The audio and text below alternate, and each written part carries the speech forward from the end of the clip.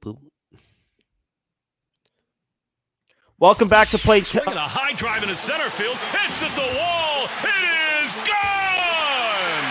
Passes does it again. It's gone. It's into the bullpen. This game is tied.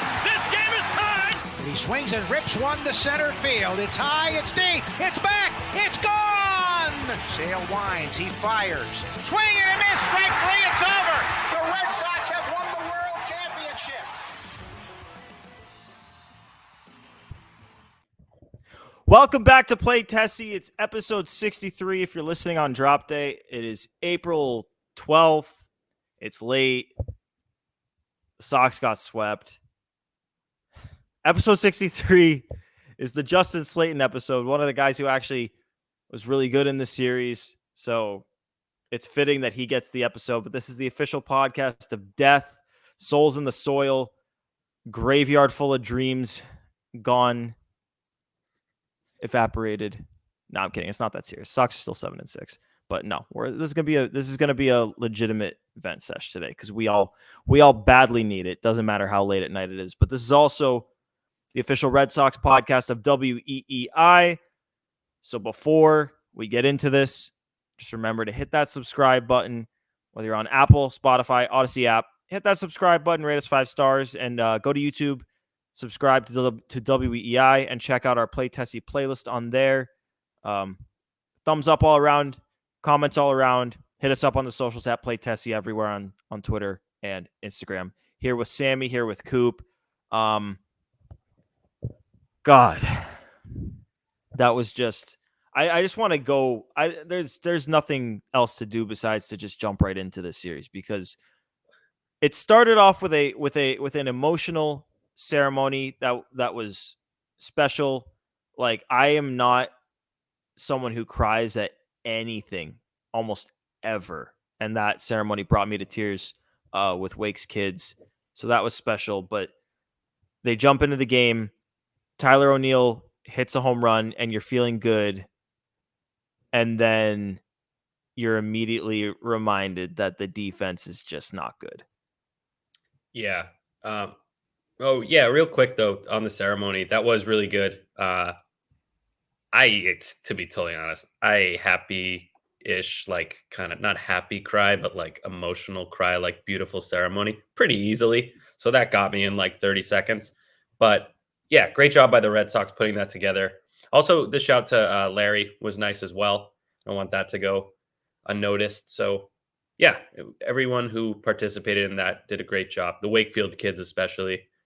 Emotional, and yeah, like you said, started off great. O'Neill, Corbin Burns hangs that little slider right down the middle. O'Neill bangs it, breaks a windshield, and that was it. That was the offense for the game in the first inning, and yeah, it was awful. There was nothing happened in that game. Everything happened before the game and in the first inning, and before the game even started. Gordo and I were walking around opening day, taking in the festivities. Right off the bat, hey, Nick Pivetta has elbow issues.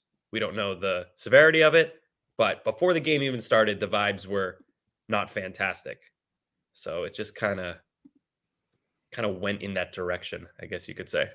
Yeah, I mean, it was such a weird. I don't want to say a mix of emotions. Like, I guess maybe it was a mix because it's like it's opening day. We're on the streets. Like, vibes are good, but then like it just hits you like a ton of bricks because we're standing at the cask and it comes on our phones that Nick Pivetta is going to go to the injured list and it's an elbow thing. And like, that's never a good thing to hear, is that Pivetta's got elbow issues and he's going on the IL. And then later on, it's Trevor Story is out for the season, confirmed. We all had our suspicions, but Trevor Story is out for the season, and we are reminded every single day watching the defense that Trevor Story is in fact not playing. And so it was like happy because we get there, it's opening day, and the vibes are great. Then it's really sad because Pivetta, and then it's kind of a weird mix of emotions because you're happy the Wakefield ceremony is beautiful, but it's also a very sad ceremony. And then it's happy again because O'Neill hits the home run. Don't forget, though, Sammy. Don't forget the Pivetta thing. We found out before first pitch that it wasn't that serious, supposedly. So they say. I don't believe this. We'll see. It's We'll elbow. see. It has to be bad. It's inherently bad if it's the elbow. Even if it's not serious now, the fact that there's an issue in the elbow is bad, period. So anyway, yeah, excuse me. O'Neill hits the home run and then just Let's just go to the 4th inning from hell, man, because you had 2 outs. You had a man on first, fly ball to Duran, who misses. No, sorry, 2 outs. Devers missed the playable ball sliding, and then Duran missed the obvious catch situation, and then 2 RBI singles because, of course, you're not going to get away with mistakes like that, especially against a team like Baltimore. Alex Cora said it. You can't give these guys more than 27 outs. The Red Sox did it all series, and not to mention they did not record a hit after the 1st inning. O'Neill hit the homer. Casas then got a single, and that was it. Wait. Really? They didn't get a single hit? I'm going to double check on this. Yeah, 2. Oh my God. I mean, I knew the offense was bad, but if you had asked me, did they get a hit after the 1st inning, I would have said, yeah, somebody hit a little rinky dinky dingus single. Yeah, it literally went O'Neill 3rd at bat of the game, hit a home run. Casas 4th at bat hit of the game, hit a single. And after the 4th at bat of the game for the Red Sox, they did not record a single hit. Yeah, and any baseball expert will tell you if you don't hit and don't play defense, it's hard to win baseball games. And the Red Sox did just that. And they lost the baseball game. Very unceremonious ending to a day that was supposed to be, a big day, opening day. Also, Tyler O'Neill, what the hell, man? Every opening day, whether it's the home opener or the regular opener, I think Cora said something. Anytime there's a game where you line up on the baseline before it starts, O'Neill will hit a home run. I have a crazy thought that it can't happen this year because, Sammy, I'm in the same boat as you. And Tyler O'Neill, I think, is just a superhero, and he just shows up in very big moments. So if you were to put him in the playoffs, he might become the best playoff hitter of all time. He might surpass David Ortiz because he just comes up in big times. But we just have no barometer of this because I don't believe he has any playoff appearances. Cardinals? He must have made it with them at some point. Yeah, because the Cardinals flopped in the when they Albert Pujols. That was technically the wild card, I think, though. I don't know, but either way, it's not going to happen this year. I don't think. Crazier things have happened, but I think it's pretty unlikely based on how the team doesn't really. So we'll never know. He could be the best playoff hitter of all time. The Mookie Betts of the postseason, some might say, but we'll never know. And he'll be the Mookie Betts of the trade deadline if things keep ending like this. Yeah. Can we talk about Jarren Duran in the post game, that first game? I thought this was pretty noteworthy. I wish I had the quotes in front of me, but basically it was like he was like punching his locker, telling himself that he fucking sucks, and then he told the media that he was gonna like have a ton to write in his journal about how much he sucks, and like he was really beating himself up over that play. And like my instant thought when I read that was that, yeah, it was a bad play. Don't get me wrong. Like no one's going to sugarcoat that, but this is a team that fucked up in the field all day. They didn't get a hit after the first inning. He has been one of their better players this year, and this was a day in which nothing went right, and the game was very much not solely on him. I was a little bit nervous just because Jarren does tend to like hang on to these sorts of things. Right. But it was encouraging to see him playing well in the rest of the series. In the past, it has felt like something like that will happen, and it'll just derail his next like couple of weeks of baseball. But it was good to see that didn't happen. I know he's made a lot of strides mentally in the last couple of years. I know he's really worked on it, and it's definitely been good to see. And by all accounts, he looked ready to go for the next 2 games. They didn't sit him down today. I thought he bounced back pretty well, all things considered, after hearing those comments. What did you guys think when you read those? It sucks to see. You kind of alluded to it. He's spoken about his struggles with mental health in the past, and for a professional athlete, I think people don't appreciate how difficult it is to speak on that, especially in a market like Boston where people don't want to hear any sort of excuse, quote unquote. But I don't think you can qualify that as an excuse. That's a legit issue he's dealing with. So to hear that he was, he was melting down mentally and taking it out on the locker and his journal. It just sucks to hear it. And as a fan of him and as a fan of the team, you want to just go up to him and be like, dude, it's okay. We're not mad at you. Shit happens. It's Fenway too. It's the wonkiest ballpark you ever see. People mess up. So I don't know. I hope he's doing better now. He played well the latter 2 games of the series, but it just sucks to hear him going through that. And then at the same time, stories giving his quotes and he's emotional. Just a mess That was of a tough. post-game situation after opening day. It really doesn't get much uglier than that. And before I say any of this, I'm not pitting blame on anyone because I love Alex Spear. Do you think there's any responsibility in reporting this? And like, not to say that like, hey, don't say anything, but it's kind of like, hey, this guy has had a track record of being like on himself a whole lot. This is like maybe something to be expected. He is going to be tough on himself. We know what he's dealt with in the past.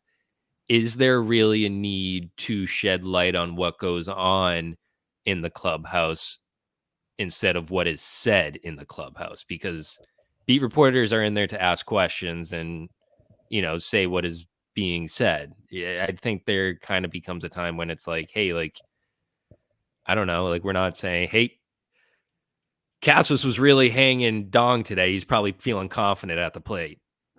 Like I feel like there's like a little bit of maybe some things need to be left unsaid. Yeah, I hear you. I think though that the players know that you're right in front of media, and if they're in there, it's fair game unless you tell them, "Hey, please keep this off the record." That journalistic integrity. If someone had said that to Alex Spear, I'm sure he wouldn't have reported it. Obviously, nobody did. So I think it's fine. You have to know when things are going to get out. I don't know if there was any issue between Duran and Spear. Spear's just doing his job. It's part of the story too. These guys, these journalists, they're storytellers.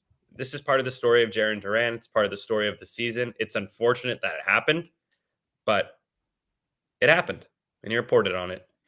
It's tough, Coop. It's a fair question, and it's something I thought about. I forget if someone posted on Twitter, if I just thought it in my head myself, but yeah, I mean, there's times in clubhouses where the media is not yet allowed in, and then there's times where the media is standing right there, and these guys, and especially in Boston, are very well trained and know what the media is all about here. And the fact of the matter is, it is Alex Spear's job to report on stuff like that. I think maybe some reporters might not have felt comfortable tweeting it, but I do think it's fair game. Just that's their time in the clubhouse, and obviously they're not allowed to take pictures and videos in there, but they are allowed to report on what they see and hear.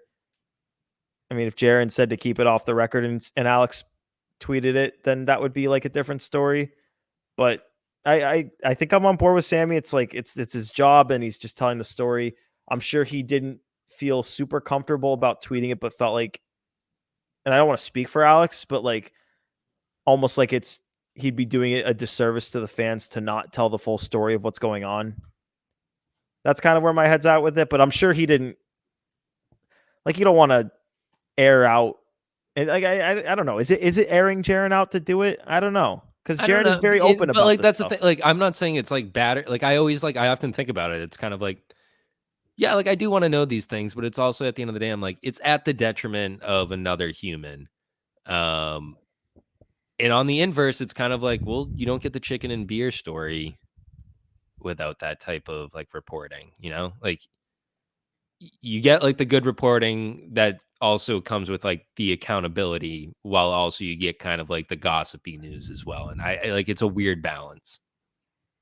Yeah. I mean, there's certainly been hit pieces written by Boston media about Boston athletes. And this tweet is certainly not in the status of like a hit piece. Like, this is Jarren has been very open about his struggles with mental health, and it's been really good that he's been. I think it's helped him. I think it's helped a lot of people.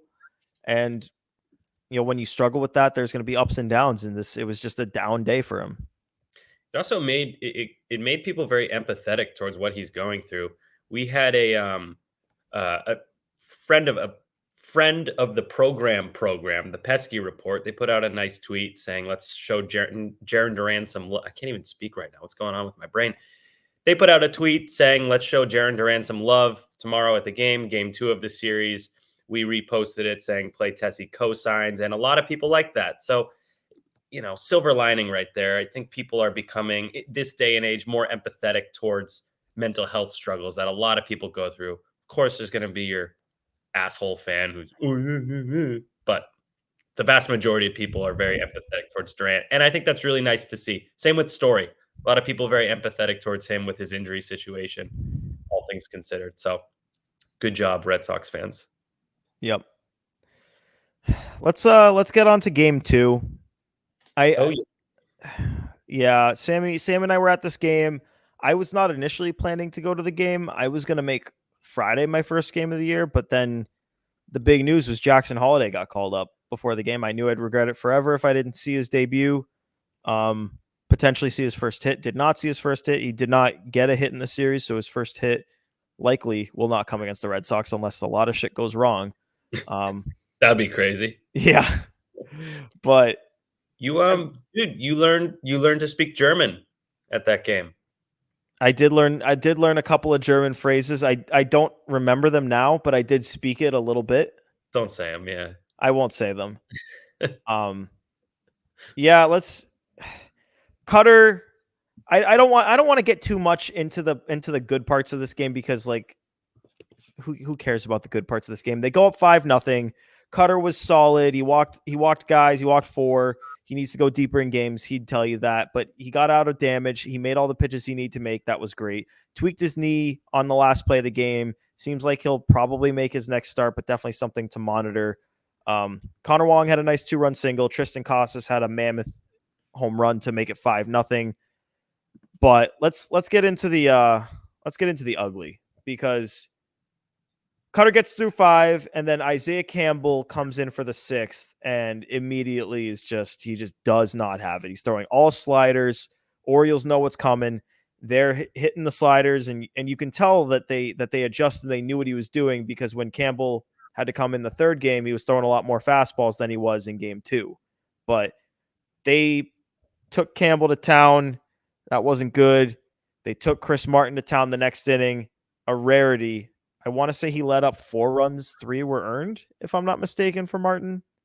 A lot of runs. It was a lot of runs. It was 7-5. It was terrible. The Red Sox bullpen has not.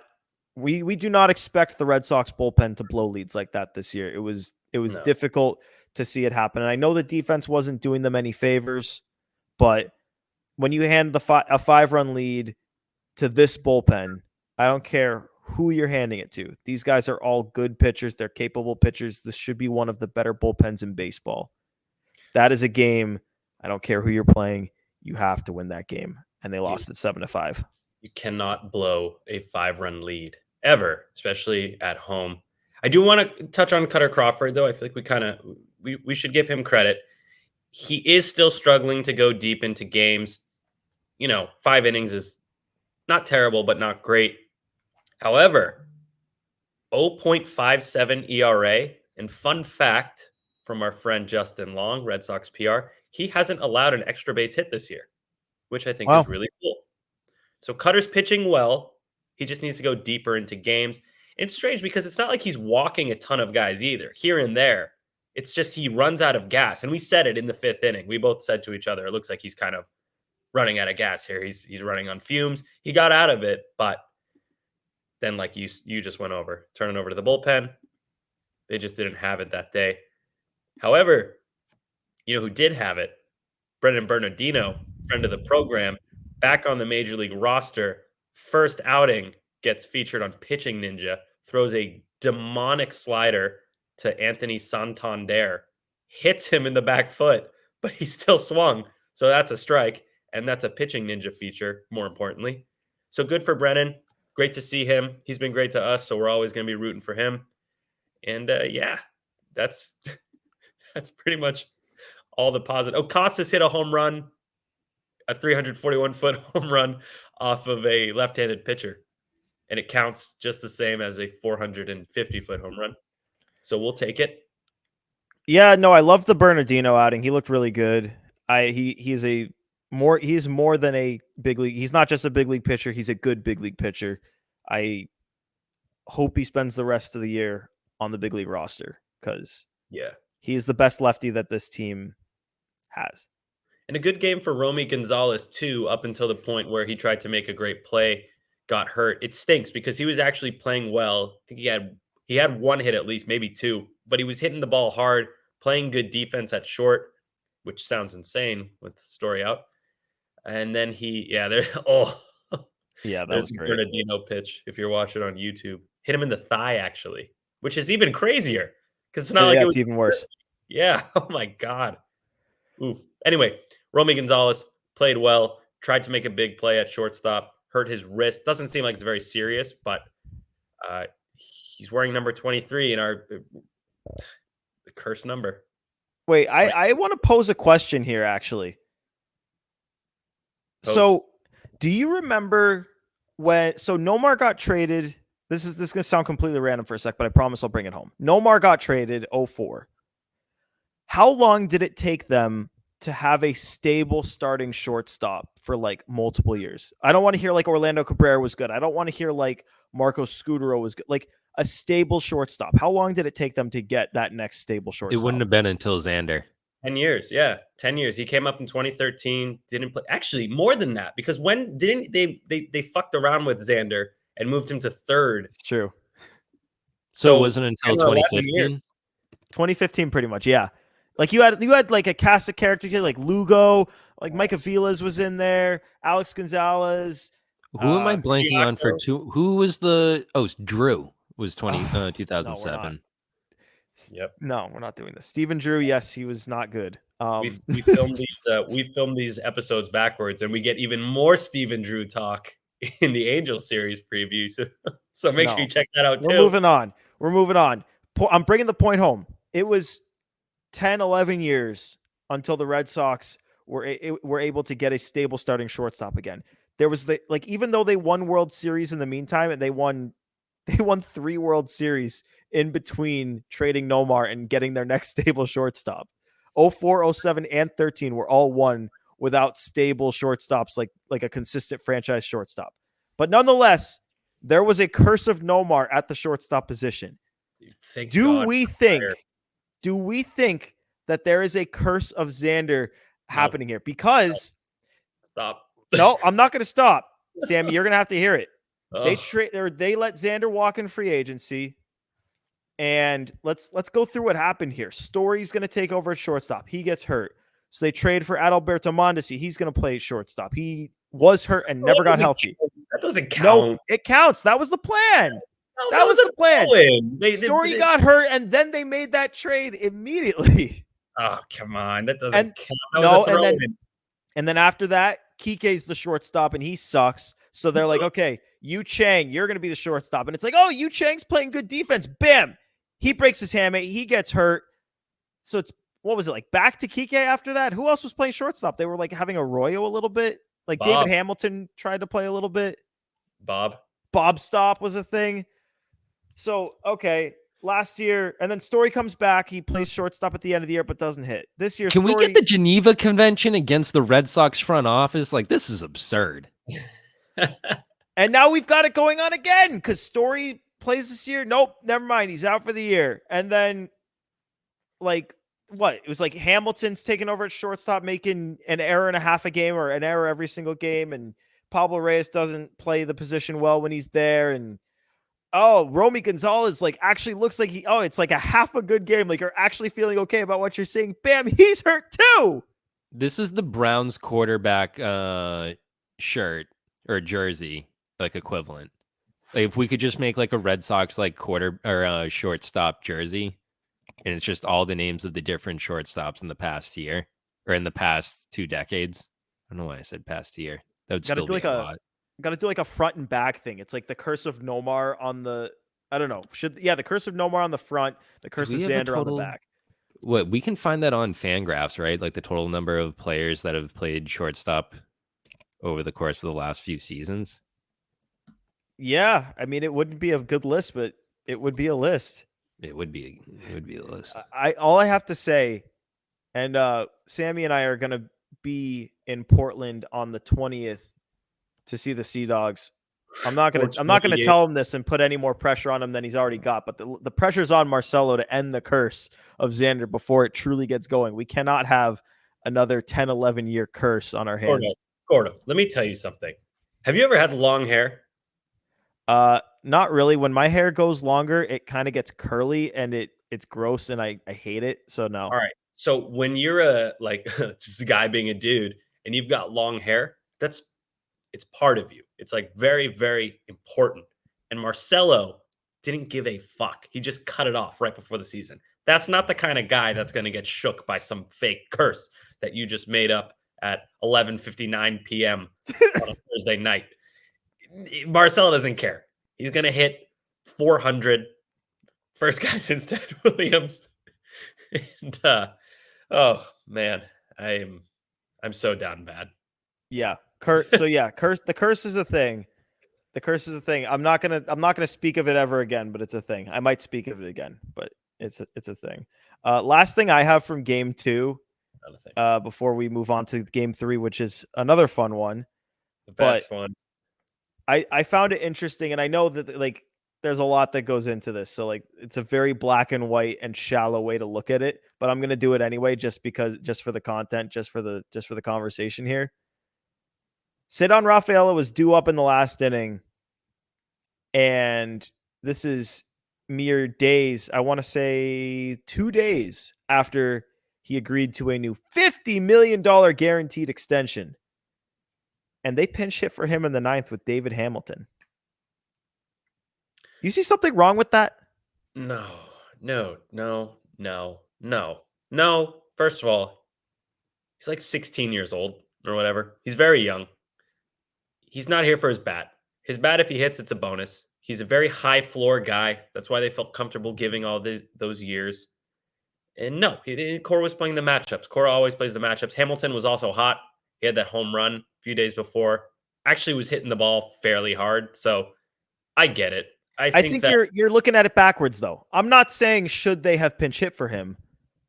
I'm saying is a guy that you're going to need to be pinch hitting for matchups in the 9th inning worthy of a $50 million extension. Yeah, because you're paying him because of the defense. It's like talking about Devers' defense. I mean, like he sucks at defense. He needs to play better defense. You're not paying Devers for his defense. You're paying him for his bat. You're paying Ceddanne Rafaela for his glove, not his bat. If he hits, it's a bonus. I mean, he can't have a 70 OPS plus.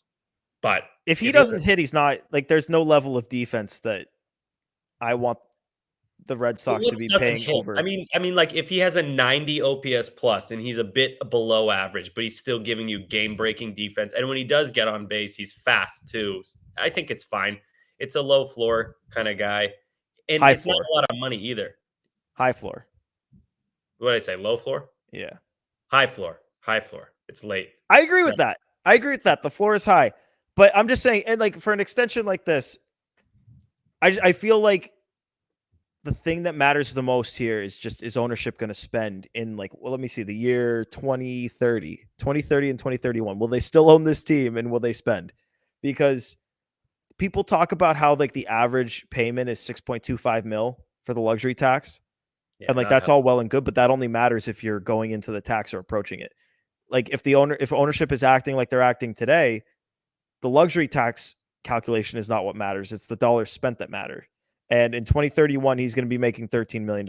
And if he can't hit fastballs above 95 miles an hour, if he is a guy with a low to mid 600s OPS, that's not a guy you want to be paying $13 million for. I understand he's not a finished product, but I do question whether the bat is ever going to get to the point where the Red Sox are going to be cool paying him that level. We'll see. I mean, it's the Boston Red Sox. We shouldn't even have to have this conversation. The fact that we're having it says a lot about what ownership has become. We're splitting hairs about a guy who's going to make an average of $6.25 million a year. I know it's not set up like that, but It's not good podcasting to just go over year by year. So we're going to call it 6.25 on average. Should not matter. You're the friggin' Boston Red Sox. You have higher standards for a reason. We can't talk about these guys like they're the friggin' Twins. They're not. And Well, they should not be like them. That's right, Sammy. And it's crazy because like I tweeted my opinion on this and someone said like $50 million over this period of time for the Red Sox is a rounding error. And I was like, it used to be a rounding error. Like if it has to be. If it's not, then they're fucked. So it doesn't matter. Well, they're fucked anyway. That's true. If it's not a rounding error, then they're fucked anyway. But like, and people will say oh, you can't win without spending. I don't want them to go nuts and spend on Pablo Sandoval type guys, but you have to supplement. So if they're not willing to supplement, they're already screwed. So you got to make moves like these. It's a necessary evil. Yeah, and if they're not going to spend, having like you got to get everything right, and you're seeing it in a year like this where it's like they spent $20 million on Giolito and he's not pitching, and they spent 23-ish million on Story and he's not playing. Mm-hmm. I'm forgetting someone else. They're paying Chris Sale to pitch for the Braves. That's a ton of money going towards a payroll that's decreasing, and you're seeing the product on the field suffer because ownership is lowering payroll while the amount of guys that are not on the field and making a lot of money is increasing. Like there's a lot of dead money. All those things are true. And even if all those things are true, and still, if they spent a little bit more, they could have fielded a much better team. I think we all agree on that. Yeah. It's the Red Sox too. So they should be. I can't believe they didn't. Here's the thing. We don't have to go over this again. Just to close the whatever on Rafael here. If he turns into a good player, like a really like a league average bat, and obviously the defense is elite, should be elite, should remain elite or get better. If he's that, and the Red Sox take advantage of having these low luxury tax numbers, like they'll be paying him $13 million in a year, but actually the luxury tax calculation will be 6.25 because it's the average of the entire contract. Mm-hmm. That would be awesome. Like if they treat this like the Braves have treated it, then it's freaking great. And it's any extension that they do like this, they should extend all of these guys because there's really only risk in the extension on like the last year of these deals, last couple years. If they're not major leaguers, then it's like a few $1 million off the books. If they're not going to spend money, that's important. All these few $1 million add up. But if they are going to spend money, it's just a rounding error. If it's just a rounding error, like I don't care. Like extend all these guys, keep them here through their primes. But it all comes back to ownership. They have to spend like they did. It's also going to look less and less as the years go on. Prices go up. It's always going to go like that. So it's so hard for me to get worked up about money in the year 2029 or 2030. Like who knows where I'll be by then? I could be living in Mesopotamia, which is gone. It could come back. I was going to say, I feel like that's not a thing. Like I learned about that. I learned about that in like social studies in 6th grade. Oh, Turkmenistan. I could be living in Turkmenistan. Is that a thing? No, yeah. That's the one I told you to look up. It's like Vegas and North Korea. It's crazy. It's not in Turkey? No, that's Turkey. It's in Central Asia. You don't think that a place like it would be like a city called Turkmenistan and it's in Turkey? Like that's that. It's a country in Central Asia, which is like the Asia, Middle East, kind of in between, near like Kazakhstan, Kyrgyzstan, Tajik. It's cool. Look it up. It's an interesting country. I'll look it up. I'll look it up before I go to sleep at 1 a.m. this morning. They have a lava pit. It's just this. Actually, it's not lava. It's this gasoline pit that's been on fire for like years, and it never goes out. Swear to God, it's the weirdest country ever. Fun facts from Sammy James. Yeah, and this guy named Gerben Ghoulie runs it. It's really weird. Anyway, enough Turkmenistan talk. I lied. I have one more question on Sedan. I thought you were going to say one more question about Turkmenistan. I no, but I will. I'll have questions for you on Turkmenistan tomorrow when we're at Fenway. Come say hi if you see us. Last question on Sedan here. And by the way, I don't want any of this to come off like I love watching Sedan play. I want ownership to spend. If ownership were spending, I wouldn't have any complaints. But my question for you, Sammy, would you be able to get more or less in a trade for Cedon Rafaela today than you were able to get 2 weeks ago or 1 week ago? That's a tough question because I feel like he's such a strange profile of player that there's going to be some teams that don't want anything to do with him and some teams that absolutely love him. But if I had to choose, I'd probably say less just because there's fewer teams that are willing to blow by the luxury tax than aren't. But I think there would be a lot of teams that would jump on this contract. Like if the Braves didn't have a center fielder and they could get a guy that just clamps down the defense, I'm sure they'd love it. If there was a really good Turkmenistan team, probably. My answer to my own question is I think it's less. It's kind of like an unfair question because when you commit money to a guy, there's going to be fewer takers just because some teams have to be very careful with their money and you have to be like really, really into a guy to invest. And like, obviously he's not making anywhere close to real money until like 2029 is the first time he even gets over 6 million in a year. Mhm. But like a team is going to have to feel pretty damn sure about a guy to give him 13 million in a year. But that's where I'm going. It's like, I just don't know how the Sox can be so sure, but I hope they're right. Like they're very convicted. And I'll say it a million times out of a million. I would much rather they overpay for these guys and keep them locked in than not sign the extensions and see what happens, because we've seen what happens when they don't sign these extensions. These guys leave in their primes. They didn't get it done with Mookie. They didn't get it. They half got it done with Xander, but they still ended up screwing themselves there. They didn't get it done with Lester. Like these are things that we're going to talk about for the rest of our Red Sox fandom lives, is these guys getting away. And the more often you do extensions like these, the less often stuff like that's going to happen. So I know I'm talking out of both sides of my mouth. I just hope he's good. I hope No, I mean that's not a bad thing to talk both sides of your mouth about. It's a weird situation. We're not used to it as Red Sox fans. Has this ever happened aside from Bayo, where a guy gets extended this early on? But also it's even different than Bayo, because at least Bayo, it's like we saw him perform like a number 2-ish for like a good solid 3-month period. Whereas Rafael, it's like, I don't care what he's done. He's played at the time of the extension. He played like 38, 39 games.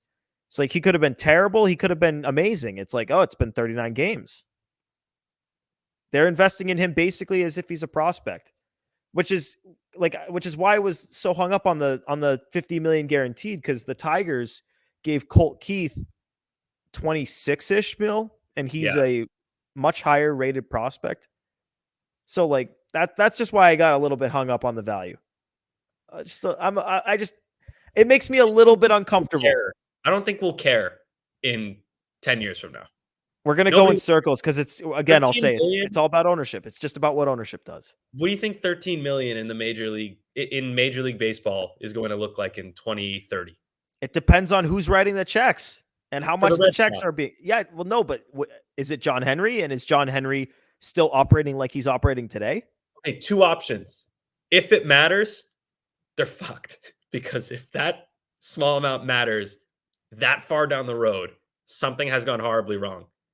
The other thing would be it doesn't matter because they're the Boston Red Sox and they're one of the wealthiest teams and they've historically been one of the biggest spenders, and that's why they've won 4 championships along with drafting and developing well and making savvy trades. I don't think it'll matter. I think things will change.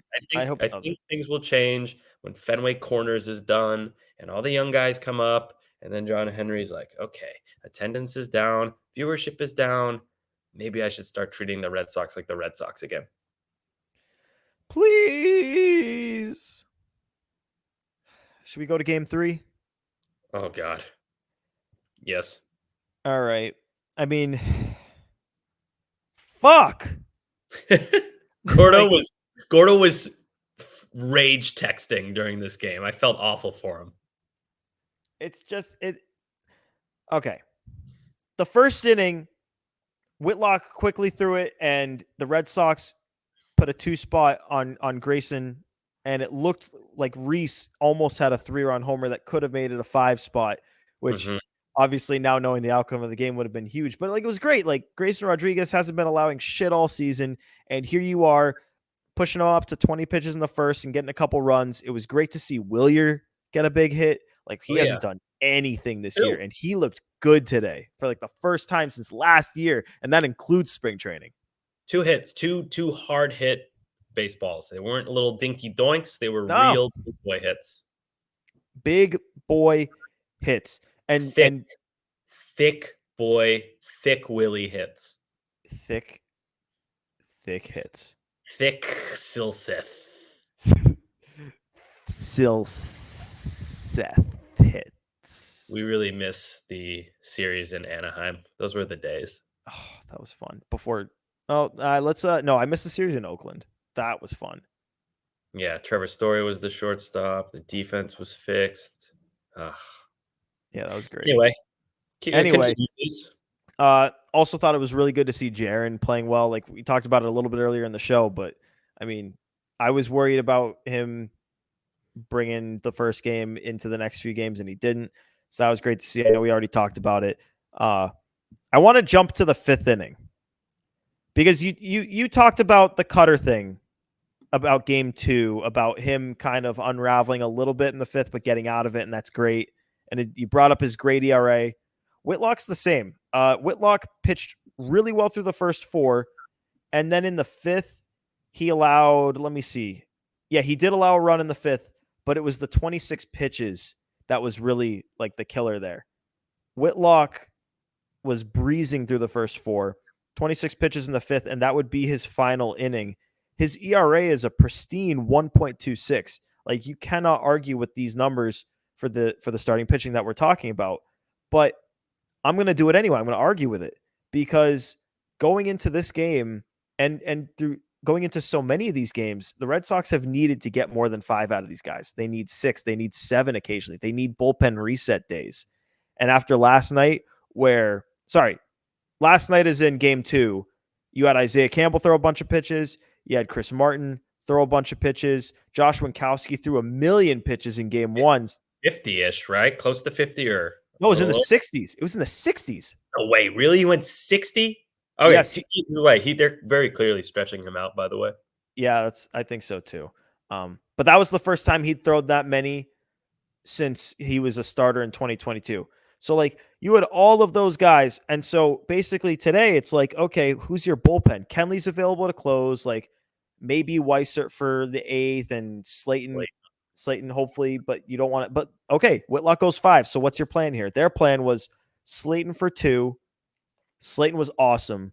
That guy's fucking awesome. That guy's fucking great. He wasn't even on his best game tonight, and he was still nasty. I agree. Like that, it was like the 3rd batter of his first inning. I think he still went 1, 2, 3, but it was like I forget who was hitting. It might have been Mountcastle. It might have been, I don't know, whoever it was, or it might have been Adley. I don't know, but it was they stretched him 1 million pitches, but he still got the out because that whatever the hell that fastball at the bottom of the zone that he throws, it looks like DeGrom's. Like that's what it looks like to me. Yeah, it's like a little dart. Still yet to allow a run. Yeah, he's only allowed 1 hit and no walks in 7 2/3. Mm-hmm. He allowed the ghost runner to score in his major league debut, and that's it. But that's not an earned run. Oh wait, did I say no walks? I think he walked someone today. No, he did. Actually, I wanted to say that. Yeah, he had his first walk of the season. I kind of had a touch of worry, and then he locked right back in. That's why I said he wasn't on his A game, but still nasty. Like at no point were they kind of like, oh, we're figuring this guy out. He's just tough. That little hitch, I swear to God, it's that little hitch he does in his windup just makes it infinitely harder to hit him. Yeah, and he held that lead intact. It was 2-1. You're feeling pretty good about it. God, I still can't get over that fastball he throws at the bottom of the zone. It literally looks like most of these guys, they release the pitch and it like has like some downward trajectory because it's like released at your head and it comes a little bit downward. Whereas with Slayton, even though he's a big dude, it literally feels like he's somehow like releasing it from his hip and it's just like zipping like by like your toes, but it's in the strike zone. That pitch is insane. I don't know. That I'm so excited to keep watching that guy throw. Yeah. But the 8th inning, because this was the whirlwind, because It's the worst inning of the season. We're talking, and it's going to be Weissert, right? But actually, 2 lefties coming up to start that inning. Do I have that right? Yeah, it was. Yep. It was 2 lefties Switch and then a switchy. It was it was Jackson Holiday, Gunner, Adley. Yeah, 2 lefties and a switch hitter. Yes. Okay. Yeah. 2 lefties and a switch, and it was Jackson Holiday that hits the ball to Pablo Reyes, and Reyes. I mean, it was an incredibly playable ball. Like this. Right. This was a play that needed to be made. Yeah, And okay, tough play. He's out of position. You still have to make that play. You're it's a major league infielder, and that's his thing. That's Pablo Reyes' thing, is that he's the Swiss Army knife. That's why he's here. If he can't be capable at shortstop, third base, second base, first base, and then give you a little bit of left field if you need it, then he's not giving you enough value. The bat's not good enough. He doesn't swipe bags. He has to be capable at those positions. And I'm not asking for the world, but capable, and that was not capable tonight. Yep, and it bit him because, I mean, it was one of the things that bit him. Because Joely, to his credit, he got the next out. He got Gunner on a strikeout that Gunner. I want to say he was looking, didn't agree with the call, but it was a strike. It was but he should have been punched out 2 pitches earlier. Joely got squeezed. Yeah, but then the next batter, ground ball to sit on at second base, easy double play, inning over. Sox going to nope, never mind. Because somehow, some way, David Hamilton catching the ball for the double play never stepped on second base. That infuriates me so much because I get that the play is happening very fast. But if there's one out you need to make sure you get, it's that out at second. Because if that guy gets to second base, you're now a single away from a tie game. Get that out. Make sure you get that out before you worry about the out at first. Right. And he knows this.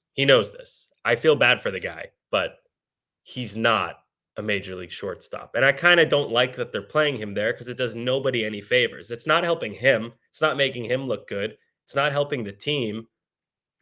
And then when you have Ceddanne Rafaela, who's a very good shortstop, at the very least, a solid shortstop, and he's playing second, which Hamilton also plays and is better at, I just didn't get it.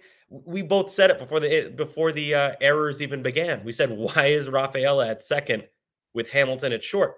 Ceddanne's the better shortstop, and Hamilton is better at second base than he is at shortstop. What are we doing? And immediately that was the game right there. I know Connor Wong ties it later on, but I did not feel good going into extras at all. I hate when people, I knew they were going to lose. I felt like they were going to lose at that point.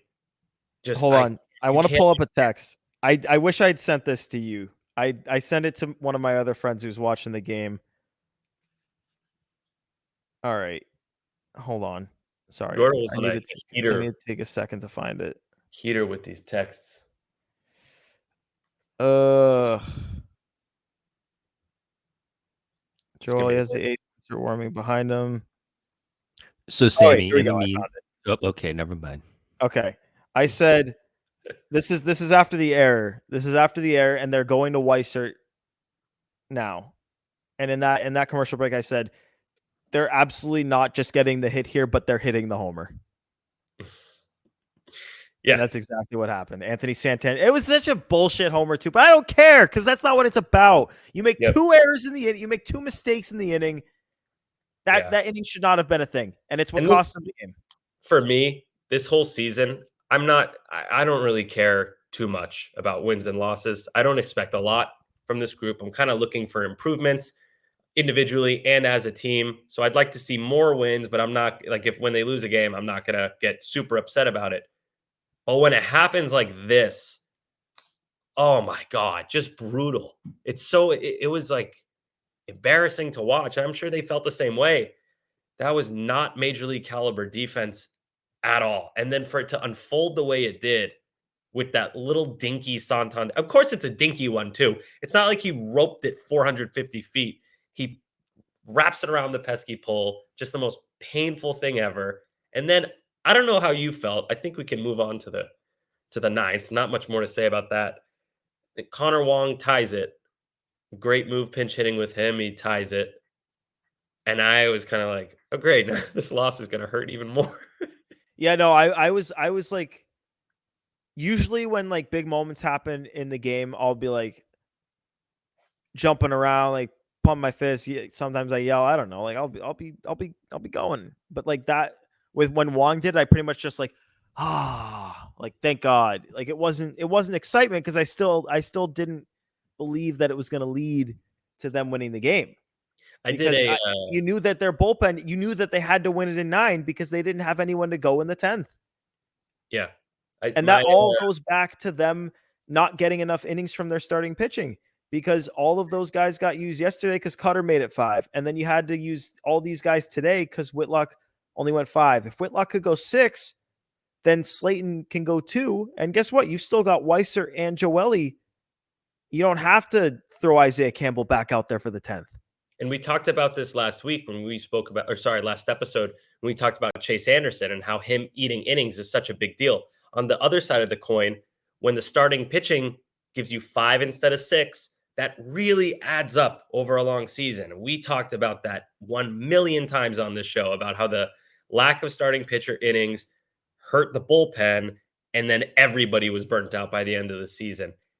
And on top of that, to make things even worse, you've lost Lucas Giolito before the season even begins, and that's like a 200 inning guy. And if you lose Pivetta on top of that, you're down like 375 innings that you need to fill. That is a lot of innings. And Sammy, you're talking about it in terms of like a season long thing with Pivetta. You're seeing it now. It's not even in like every single start that Nick Pivetta misses is so crucial because he is like the only guy in this rotation that you can actually count on for 6 innings pretty much every time he's going to go out there. I know he didn't do it in his second start against Oakland, but that was the anomaly. Like since the middle of last year, he's been going 6 every time.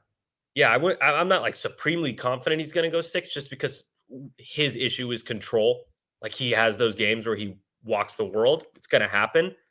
But he is definitely the most reliable, which kind of says a lot about the experience of the guys on the pitching staff. They've done well so far, but they're all so youthful and inexperienced. So, yeah, man, it's not a great situation. It's weird because the numbers of the pitchers look so good, but it's not sustainable if you're not going deep into games. And it's going to add up. Right now, it doesn't feel like anything to a lot of fans, I'm sure.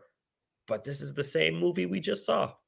Well, it's just it's also like there's a reason you don't see rotation. Like when have we ever seen a rotation have this low of an ERA, but this low of an inning count?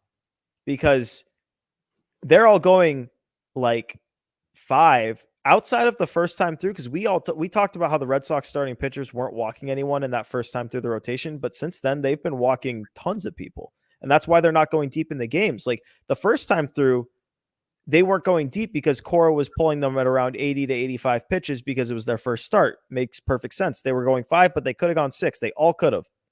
Houck did. Second time through, it was not. They were not getting pulled at 85. Like they were going. They were going to their end, and they had to get pulled because they were walking 3-4 guys. Yeah, it's not even it's not as much the pitch count as the aesthetic of the inning. It's like they fall. I don't want to say fall apart because like they've been like not completely imploding in these 5th innings, but a big part of the like Whitlock was in the mid 80s of pitches, but he didn't come out for the 6th because he labored in that coming. Yeah, you could see it coming. You knew it was going to happen. Everyone, Cora knew. Yeah, it's not. I'm sure Whitlock also. I don't know what that was, middle of the outing, where the trainer had to come out. I don't know if that was his leg. It looked like he landed weird, but then he shook his arm. So I don't know. I thought they said he shook his arm. I thought he was waving to the dugout like I don't need you. Don't come. That's what they said he was shaking his arm. I thought he was saying don't come out here.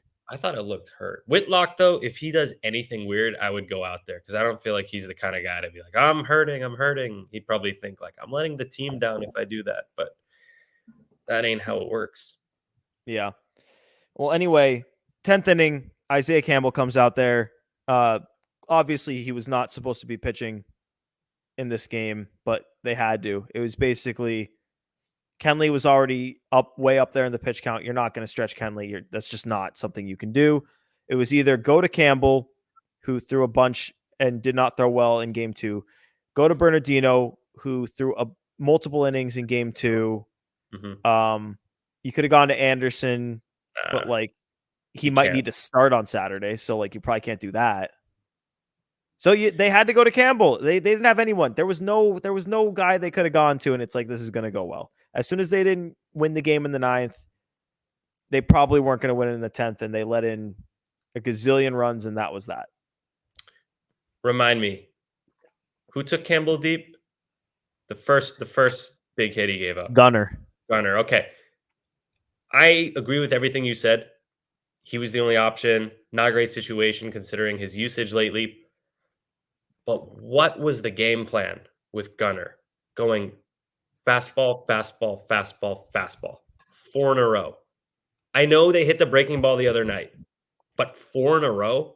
I think you just answered your own question. They sat slider and they knew it was coming, and they just took the opposite approach. But then you're just doing the same exact thing with a different pitch if you're throwing 4 fastballs. Yeah, but the difference there is that they sat slider because it wasn't just that he was only throwing slider in game 2. It's that he's only been throwing sliders the entire season. So throw one in the dirt and then go back to the fastball. Trust me. I agree. I'm just saying, like, that's why he was going fastballs, is because he probably thought they were sitting slider every pitch. But I just don't get the game. Yeah, I don't get the game plan. I remember watching it going, oh, he started with a fastball. Oh, back to back. Oh my God, he did a third one. And then kaboom. No, in the end, like when a guy like Campbell gets torched in game 2, you don't want to throw him back out there in game 3. Like, not even just because of the pitch count, like just because like it was clear the Orioles were seeing him well. Yeah. Strange. And then, just the vibes. Yeah, vibes were like just early in the season they were good. They were really good, and like the one caveat was like well, they're playing bad. They're playing the A's.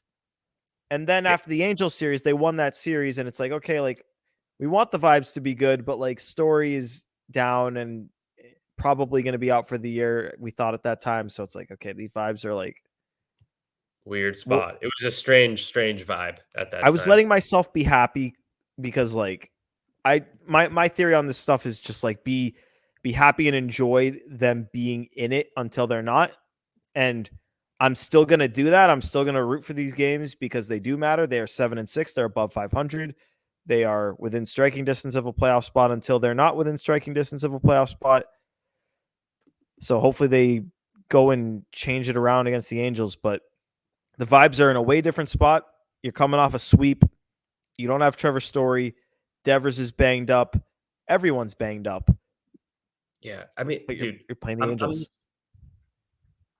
What do you think about not getting a shortstop? I think you have to get a shortstop. Yeah, you have to get a shortstop, or you have to move Rafaela to short full time. I'm fully coming around on that idea, by the way. After these last few games, I don't know why I was torn in the first place. Center field defense is why, but dude, you can't live with this middle infield defense. It's so bad for the pit, especially Bayo. That's his bread and butter, is getting ground balls. You're screwing your franchise player now. I'm going to give you my guess. Here's my guess as to what's going to happen with this. All right, I'll give you mine after. Rob Refsnyder is about to hit a rehab assignment. He is probably going to need a little bit extra time. Like with a hitter with a rehab assignment, usually you're thinking like a few games and then he's back. Refsnyder is going to need some time to get his timing. This is basically his second half of spring training. Yep, agree. When he comes back, my guess here, Yoshida remains the full-time DH. You've got a platoon. No, we'll say O'Neill and whatever. Corner outfield. O'Neill is every day in a corner outfield spot. Duran is every day in center field. And you'll have Willier and Refsnyder platoon the third outfield spot. That's what I think they're going to do. It's the Okay. Pham thing. It's the Tommy Pham idea, but with Rob Refsnyder.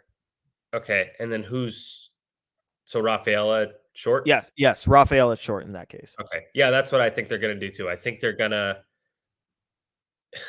but just the question is when. I think that's what they'll end up doing, but it seems like they're so dead set. I mean, they didn't even put him there tonight when they put him at second base instead of short. Like, Yeah, I think tonight was kind of, I don't want to say inexplicable, but it was something I would have done. I would have had him a short.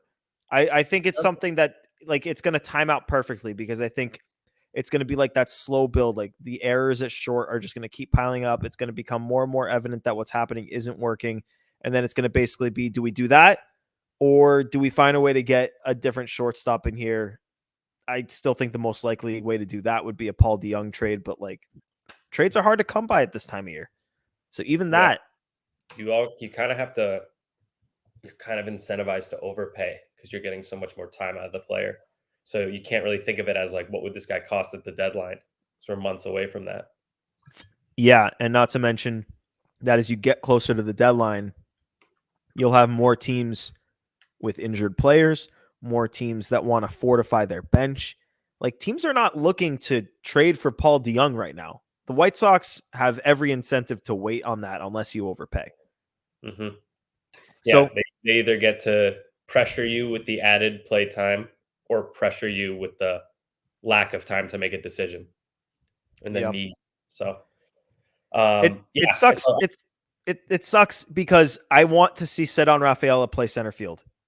That is where he gives you the most value. But yeah, but right now you have to think of it. I'm not expecting a lot of wins this year. I thought like 500-ish, 82 was my pick. So like a respectable team. But like more importantly right now, the development of these pitchers. And you talked about it. They need to go deep into games. And these things compound. You play bad defense, you give the other team extra outs. Your pitcher has to throw more pitches. Therefore, they throw less innings. Then your bullpen has to throw more innings, and it all adds up. And I feel like a lot of people don't appreciate how important defense is until you get a game like this. And they go, oh, you want to get the bat instead of the defense? Okay, fine. But like you can't neglect the defense. And I feel like the Red Sox have been way, way, way too content with neglecting the defense. Not just this year, but like even with Schwarber at first base and a Renfroe in right field. Yeah, they were good back then, but they didn't care about defense back then either. I think they're changing their mind. Well, they would tell you they tried to fix it this year. They did. But like, you can't have one capable guy, especially when it's Story who just came back from major surgery. You got to have, you have not a second guy who's good at shortstop. And I know Romy looked good in 2 games, but he doesn't have much history of being a great shortstop. The problem here, Sammy, is that, and it's an overall team construction thing because you can look at it in a million different areas. They were one horse innings eater away from going back to having bullpen usage issues. As soon as Giolito went down, the bullpen usage was going to be a problem. They're one bat injury away from having no offense. And by that, I mean Devers, Story, Casas. Mm-hmm. When Story went down, we saw it. When Devers misses games, you now see it even more.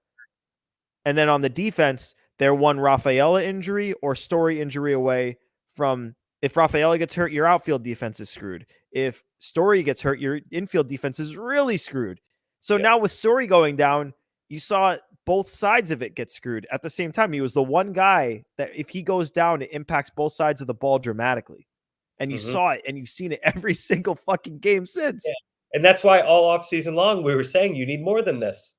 Gio Urshela, we were saying it.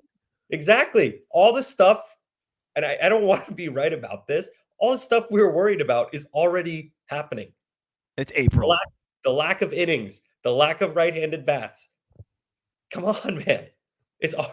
We're already seeing how big of an issue it is. Doesn't mean they can't fix it, but damn, glaring issues that were very fixable before the season even began. Yeah. And they're 7-6. Yeah, that's the thing. That's why this is so frustrating. And like you talk to anybody, and like I hear this from people who are really in touch with what's going on with the team, and I hear it from people who are not really in touch with what's going on with the team. Like, people don't have any faith in the team. And you said it right here. You don't care about the wins and losses. You're not Not as even much as looking at this. usual. They're 7-6. They are 7-6. That's kind of what I expect. Close to 500, slightly over. But it's like win a couple of games and you're like right back in a wild card spot. And I know, like, God, we're not going to talk about standings or anything, but I'm just saying, like, if you just play reasonable defense, you're on pace to have enough wins to make the playoffs. Just keep doing what you're doing and you'll make the playoffs. If they have to clean it up. It sounds crazy, but this team, if they play to their capabilities, if they play the baseball that Alex Cora knows they're capable of, that they know they're capable of, sound defense, the pitching continues to do what it's doing. Starters get to the 6th, not the 5th. Bats, more than 2 runs a game.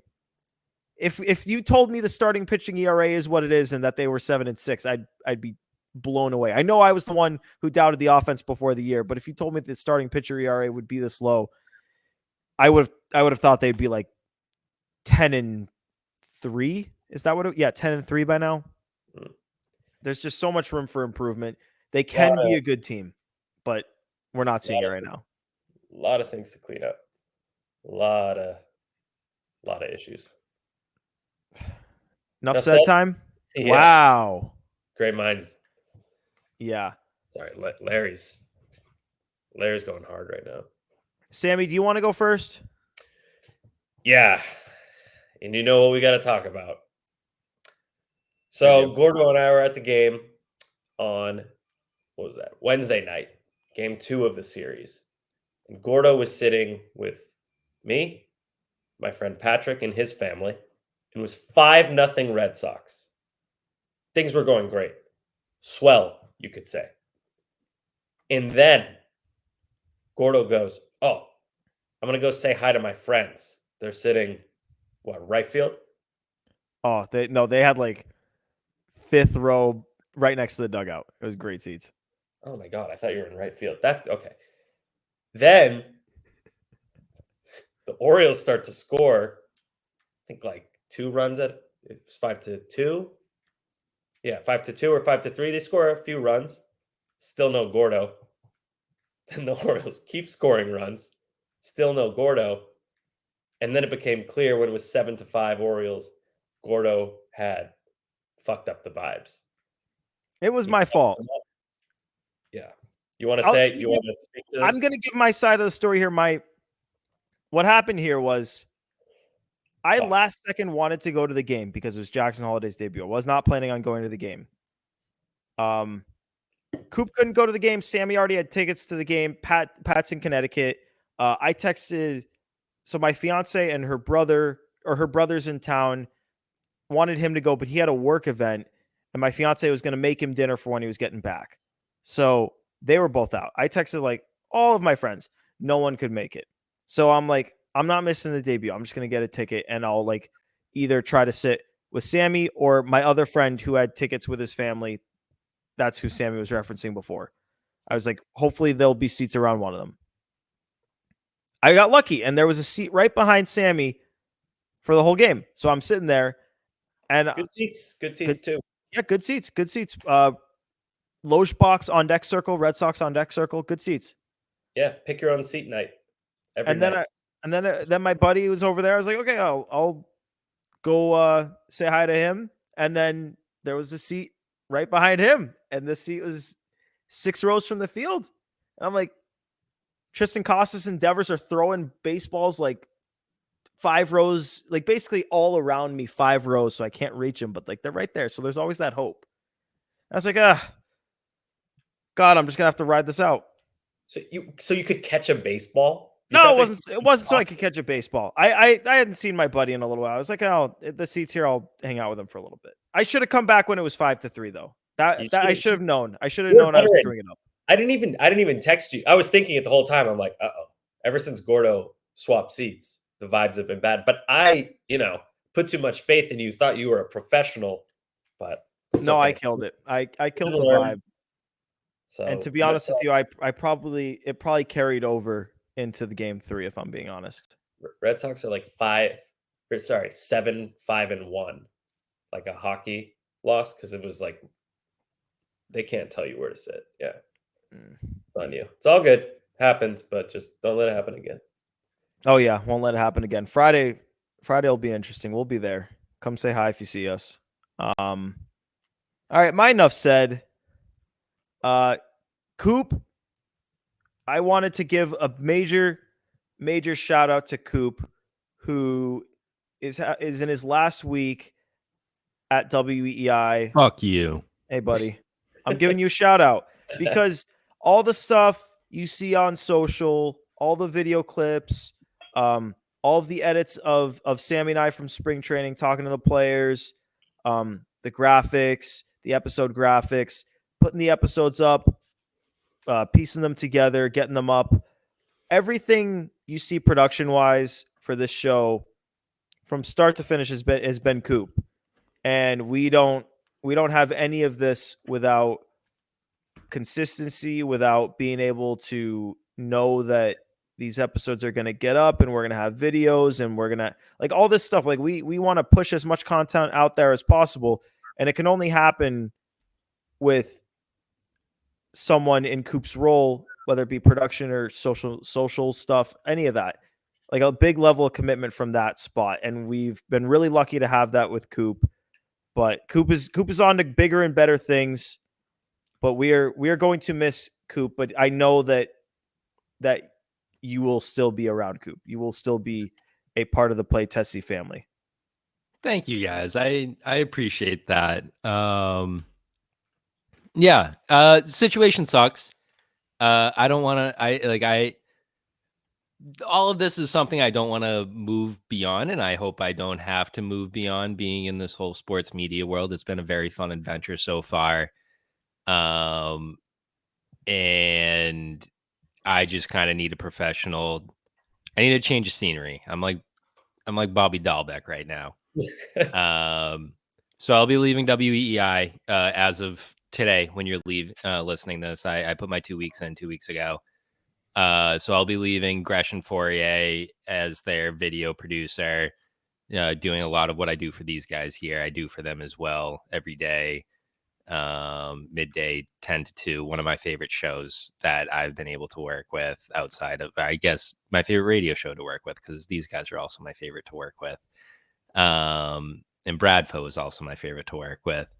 But yeah, it is what it is. It's a tough industry to work in. And like I said, I hope it's not the end of it, because I've been able to do some fun things. I got to be in the clubhouse of the All-Star game out at Dodger Stadium. Like I was in a room with Mookie, Acuna, Goldschmidt, Arenado, Alonso. I got to ask Acuna to hold up his home run derby chain for me and put it on. A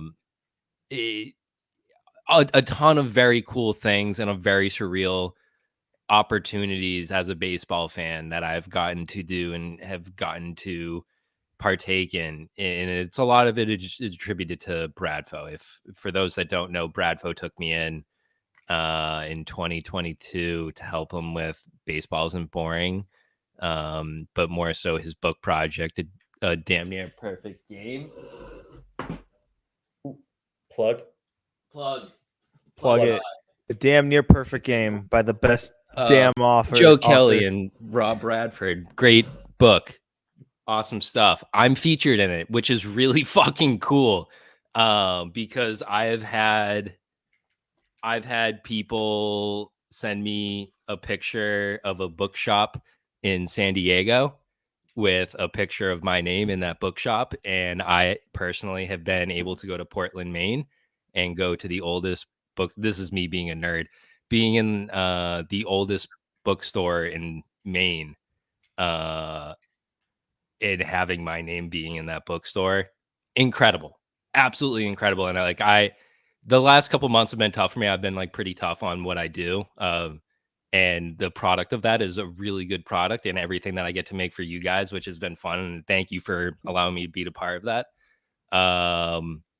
But it also takes a toll on me. And I just kind of need a break from it.